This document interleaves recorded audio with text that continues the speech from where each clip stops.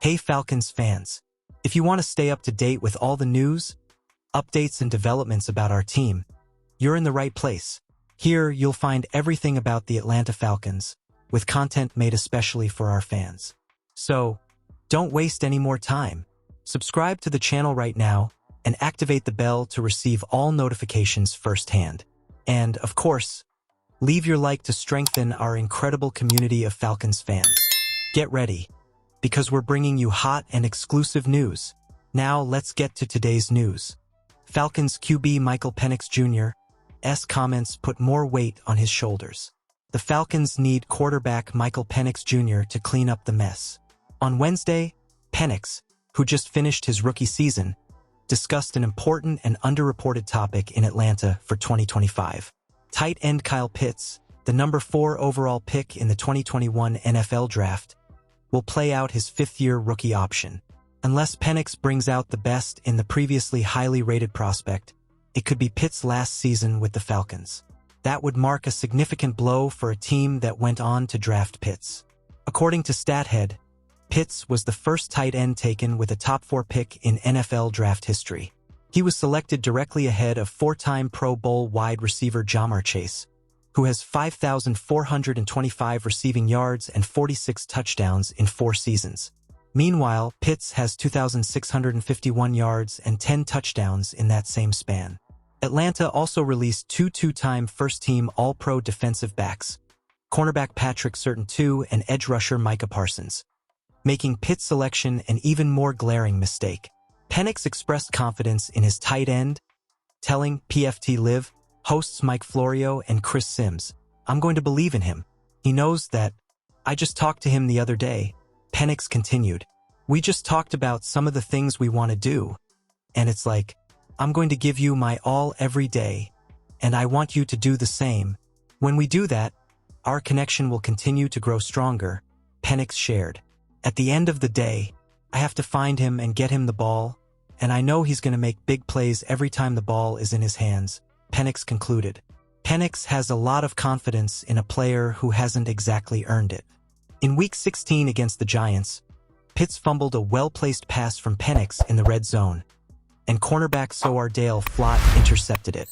In Atlanta's last 3 games with Penix as the starting quarterback, Pitts has 7 receptions, 66 yards, and a touchdown.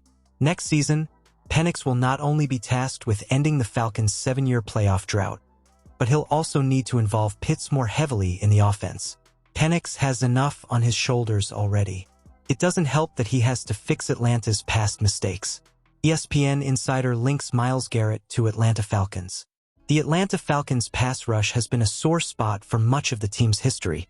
They finished 31st in the NFL this year with 31 sacks, and haven't finished higher than 20th since 2017, when they finished 14th. Not coincidentally, that was the last time the Falcons had a winning record and made the playoffs.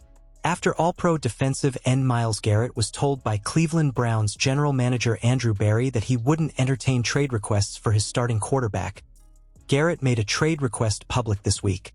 Garrett has at least 12 sacks in every season since his rookie year in 2017. He was the 2023 NFL Defensive Player of the Year, and ESPN insider Dan Graziano thinks the Atlanta Falcons are one of 4 teams he mentioned by name, along with the Philadelphia Eagles, Detroit Lions, and Washington Commanders, as the best candidates for Garrett in a trade. To be fair, he also said basically any AFC contender, knowing Garrett's desire to win, and any team would pick him. They have a quarterback, Michael Penix Jr., on a rookie contract and the ability to spend big elsewhere on the roster to help them accelerate their championship window. Graziano wrote on ESPN+, "The Falcons look like a team chronically in need of edge rushing help, and edge rushers like that don't come available very often."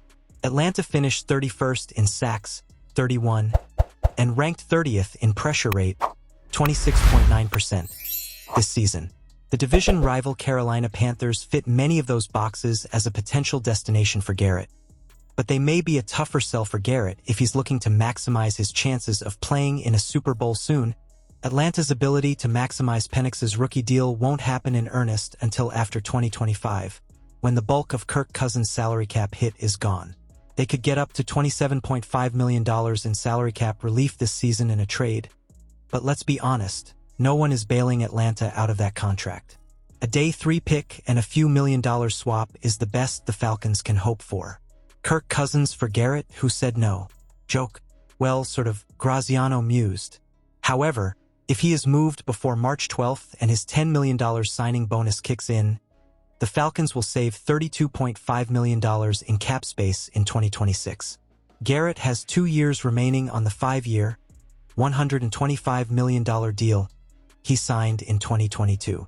With a low base salary and option bonus, he would cost the Falcons $19.8 million in 2025 and $25 million in 2026. The Falcons would likely try to extend him and lower those cap numbers. The 29-year-old should be productive for at least the next 4 years. The biggest issues will be convincing the Browns to sell and outbid other teams if general manager Terry Fontenot wants to test the trade.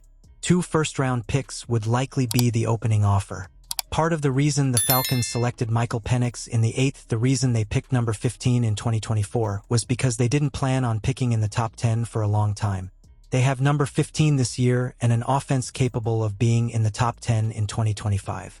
10-7 should be the absolute floor for a Falcons team that adds Myles Garrett. The LA Rams finished 10-7 and are picking number 26 in April.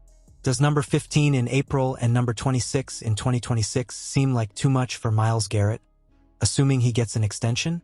Any deal like that always seems unlikely, but despite Falcons fans' doubts about Arthur Blank, he's willing to invest heavily in deals and open his wallet to make them happen.